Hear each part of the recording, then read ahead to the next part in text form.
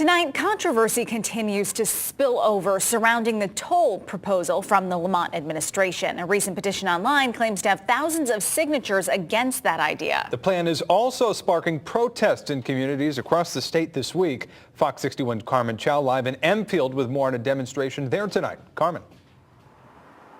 Ben and Amanda, ever since we told you about Lamont's shifting stance on tolls on Saturday, it has become the talk of the town, not just in border towns like Enfield, but all across the state. And earlier today, there was a big rally where groups of people gathered in front of the Enfield town hall to make sure they get their voices heard.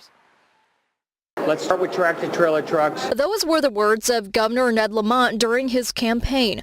On Saturday, a change, many considering a flip-flop. The governor now considering tolling all cars as well. The announcement receiving backlash from residents and officials. State Senator Kissel was one of many to rally in the cold. He says as someone who's had to campaign for his spot, he knows all too well about keeping his word. North of Hartford are just not designed for tolls whatsoever. They're secondary roads that parallel 91, so people getting off the highways to avoid the tolls will create huge amounts of traffic in our neighborhoods. And this is the message Enfield resident Jonathan LeBlanc has for the governor. You got to step back a little bit and stick to your promises. Governor Lamont lied, true politician. The protest signs held up in anger tell the story.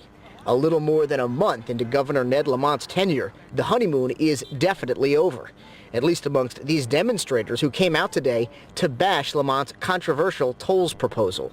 I'm retired. I don't have a lot of extra money to spend on tolls. I think they're redundant to all the other taxes.